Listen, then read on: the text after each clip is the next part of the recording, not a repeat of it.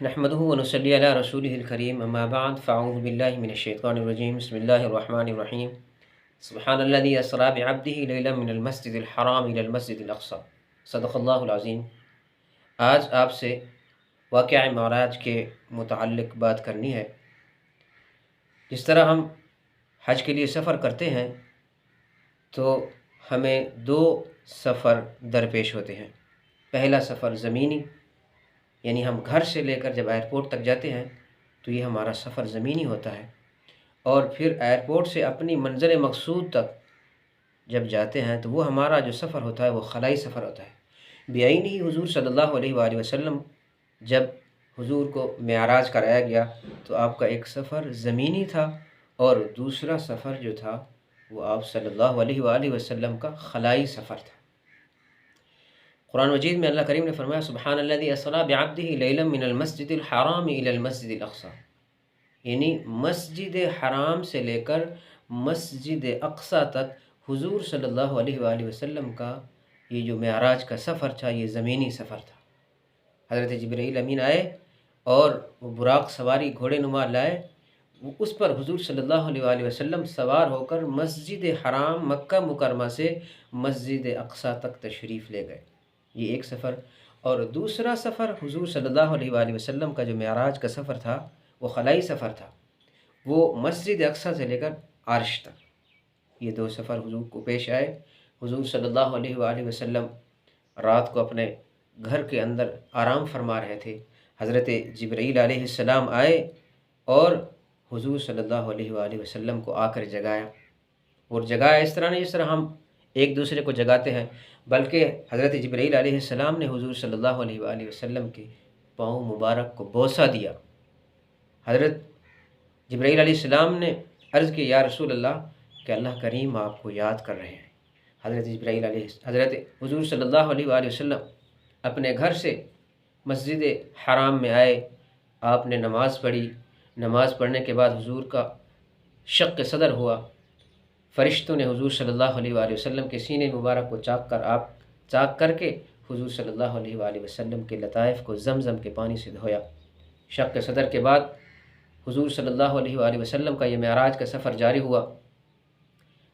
حضرت جبرائیل علیہ السلام براق سواری لائے جو گھوڑے نما سواری تھی، حضور صلی اللہ علیہ وآلہ وسلم اس سواری پر بیٹھے، اور راستے میں جب ایک وادی پر پہنچے تو وہ ایک وادی کے اندر بہت زیادہ خوشبو مہک رہی تھی، وہ وادی خوشبو سے معطر ہو چکی تھی۔ حضور صلی اللہ علیہ وآلہ وسلم نے حضرت جبرائیل علیہ السلام سے پوچھا کہ یہاں پر جو خوشبو آ رہی ہے اس کی کیا وجہ ہے؟ حضرت جبرائیل علیہ السلام نے عرض کی کہ یا رسول اللہ یہاں پر ایک ایسی نیک عورت مدفون ہے جو کہ فرعون کے سر پر تیل لگاتی تھی، اس کو مالش کیا کرتی تھی۔ اب وہ ایماندار عورت تھی، اس کے ایمان کی اتنی خوشبو ہے کہ پوری وادی اس کی خوشبو سے معطر اور مہک رہی ہے۔ حضور صلی اللہ علیہ وآلہ وسلم نے وہاں اتر کر 2 رکعت نماز نفل پڑھی، اور نفل پڑھنے کے بعد حضور صلی اللہ علیہ وآلہ وسلم پھر اپنے سفر کو جاری فرمایا، اور پھر حضور صلی اللہ علیہ وآلہ وسلم مسجد اقصی میں تشریف لے گئے۔ وہاں جب حضور صلی اللہ علیہ وآلہ وسلم آئے تو تمام انبیاء موجود تھے، اپنی روحوں کے ساتھ، اپنی مثالی اجسام کے ساتھ تمام انبیاء نے صف بنائی تھی۔ حضرت جبرائیل علیہ السلام نے فرمایا آپ ان کی امامت کرائیں۔ حضور صلی اللہ علیہ وآلہ وسلم نے مسجد اقصی میں تمام انبیاء کی امامت کرائی، اور یہ امام الانبیاء کا شرف حضور صلی اللہ علیہ وآلہ وسلم کو حاصل ہوا۔ اور یہ انبیاء وہاں مسجد اقصی میں سارے کیوں جمع ہوئے؟ اس لیے کہ اللہ کریم نے قرآن مجید میں فرمایا وَإِذَا أَخَذَ اللَّهُ مِيثَاقَ النَّبِيِّينَ لَمَا آتَيْتُكُم مِّن كِتَابٍ وَحِكْمَةٍ ثُمَّ جَاءَكُمْ رَسُولٌ مُصَدِّقٌ لِمَا، یعنی جتنے بھی انبیاء آئے گزرے ان سب سے اللہ کریم نے اس بات کا وعدہ لیا تھا کہ جب میرے آخری پیغمبر آپ کے پاس آئیں اور وہ آپ کی شریعت کی آپ کی تصدیق کرتے ہوں تو کیا کرنا ہے آپ نے؟ لَتُؤْمِنُنَّ بِهِ، آپ نے ان پر ایمان لانا ہے، وَلَتَنْصُرُنَّهُ، اور آپ نے ان کی مدد کرنی ہے۔ اللہ کریم نے یہ تمام انبیاء سے وعدہ لیا تھا اور تمام انبیاء وعدہ کر کے آئے تھے۔ تو اب یہ سارے انبیاء تو گزر گئے، حضور صلی اللہ علیہ وآلہ وسلم بعد میں آئے، تو اس وجہ سے یہ ان کے لیے ممکن نہیں تھا۔ تو اس وجہ سے اللہ کریم نے تمام انبیاء کے روحوں کو مثالی اجسام کے ساتھ جمع فرمایا، اور حضور صلی اللہ علیہ وآلہ وسلم نے آ کر ان کی امامت فرمائی، اور پھر ان کا جو یہ وعدہ تھا یہ ان کا وعدہ پورا ہو گیا کہ تمام انبیاء حضور پر ایمان بھی لائے، اور اللہ کے نبی کو یہ شرف حاصل ہوا، امام الانبیاء بننے کا یہ شرف حاصل ہوا۔ تو حضور صلی اللہ علیہ وآلہ وسلم کا یہ سفر مسجد اقصیٰ تک، اور اس کے بعد حضور امامت کرانے کے بعد دوسرا سفر شروع ہوا، وہ خلائی سفر تھا۔ اس کے لیے حضرت جبرائیل علیہ السلام ایک دوسری سواری لائے جس کا نام رف رف تھا۔ جیسے ہمارے ہاں ہوتا ہے کہ نیچے والی منزل سے لے کر اوپر والی منزل تک جب ہم جاتے ہیں تو ہم ایک خاص لفٹ استعمال کرتے ہیں جو ہمیں چند لمحوں کے اندر نیچے والی منزل سے اوپر والی منزل تک پہنچا دیتی ہے۔ تو اسی طرح کی ایک سواری جس کا نام رف رف تھا، اللہ کے نبی خلائی سفر کے لیے اس پر بیٹھے، جبرائیل علیہ السلام بیٹھے۔ ایک ایسا مقام آیا کہ جبرائیل علیہ السلام نے اللہ کریم سے عرض کی کہ یا اللہ اس سے آگے میں نہیں جا سکتا، کیوں؟ اس لیے کہ وہاں اللہ کے نور کی شدت تھی۔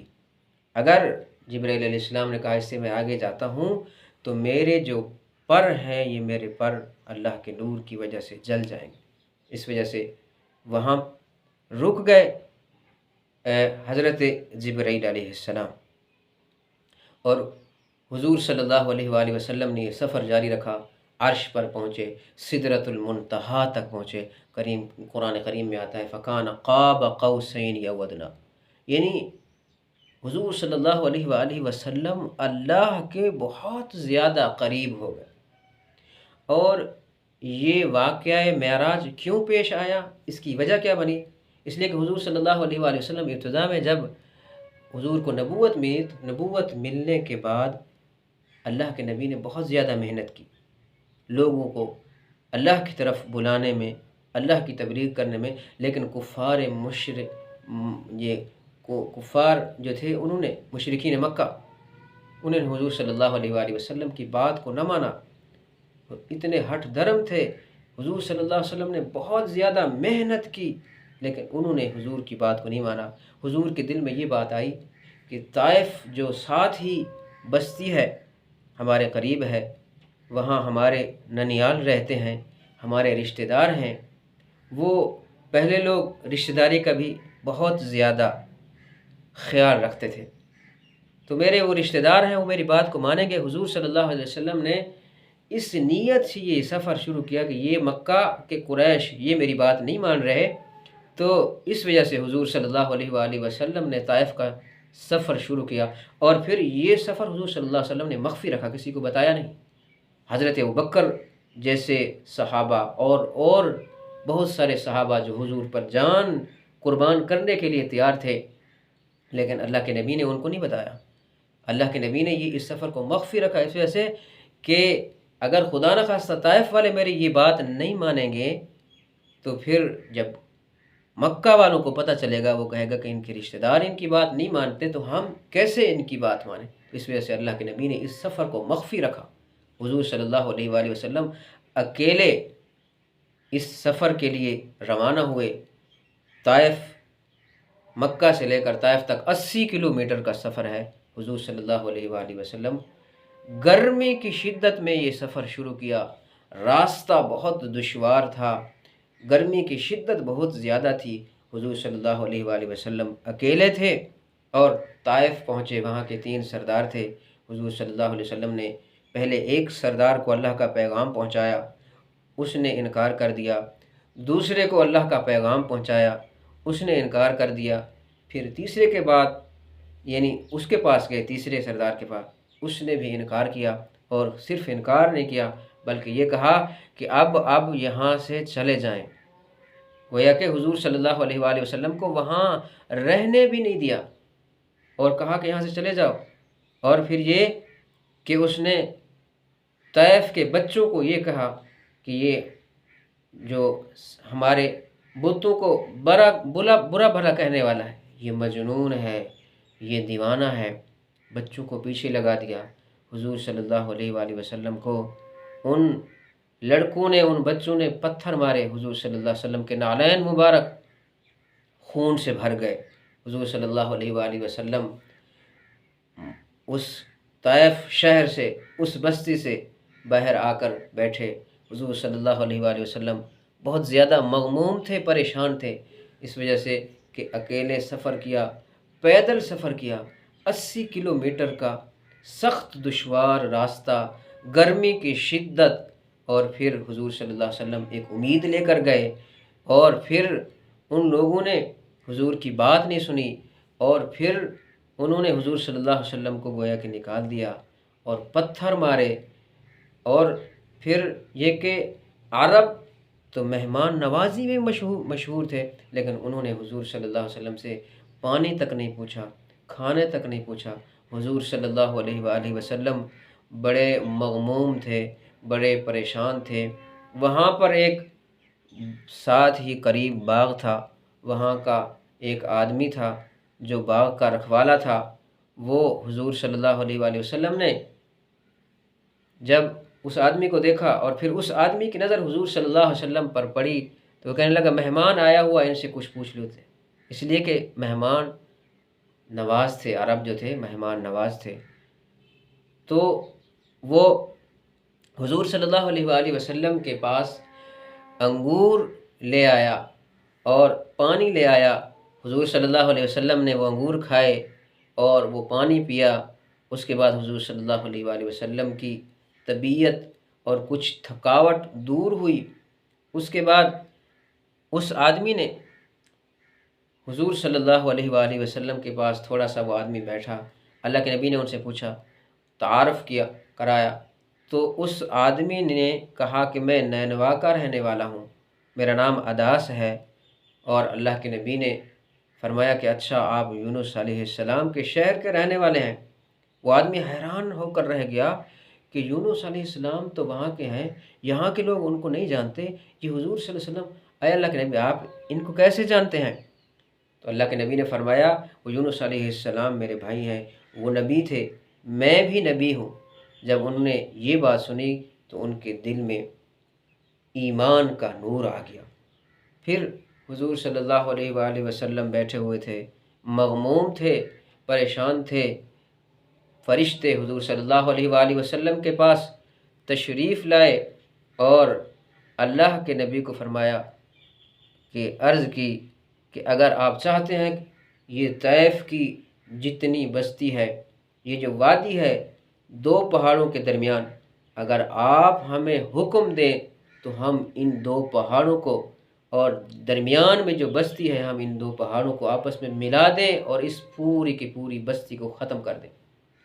لیکن اللہ کے نبی نے اس کی اجازت نہیں دی، اور حضور صلی اللہ علیہ وآلہ وسلم نے فرمایا کہ اگر انہوں نے میری بات نہیں مانی، شاید ان کے اولادوں میں کوئی ایسے لوگ آئیں جو مسلمان ہوں اور اللہ کے دین کو قبول کریں۔ حضور صلی اللہ علیہ وآلہ وسلم پریشان بیٹھے تھے اور وہاں پر دعا مانگی اور عاجزی کا اظہار کیا اس دعا کے اندر، اور اللہ کے نبی نے فرمایا اے اللہ میری طاقت کی کمی اور میری اسباب کی کمی، آپ نے مجھے ایسے لوگوں کی طرف پیش کیا جنہوں نے مجھے دھتکار دیا۔ اس طرح کے بہرحال الفاظ حضور صلی اللہ علیہ وآلہ وسلم نے دعا مانگی اور اپنی عاجزی کا اظہار کیا اور فرمایا کہ کاش کہ میرا بھی کوئی یار ہوتا، میرا بھی کوئی دلدار ہوتا جس کے سامنے میں اپنے دل کا حال بیان کرتا۔ اللہ تعالیٰ نے جب حضور صلی اللہ علیہ وآلہ وسلم کے یہ کلمات سنے تو اللہ تعالیٰ نے فرمایا کہ میں آپ کا یار ہوں، میں آپ کا دلدار ہوں اور میں آپ کو اپنے پاس بلاؤں گا۔ اس کے بعد چند دنوں کے بعد یہ واقعہ معراج پیش آیا، حضرت جبرائیل علیہ السلام آئے اور حضور صلی اللہ علیہ وآلہ وسلم کو اپنے گھر سے جگایا۔ امید ہے کہ آپ کو ہماری یہ ویڈیو پسند آئی ہوگی۔ اگر آپ کو یہ ویڈیو پسند آئی تو اس ویڈیو کو شیئر کریں اور اس ویڈیو کو لائک کریں۔ جزاکم اللہ۔ السلام علیکم ورحمۃ اللہ۔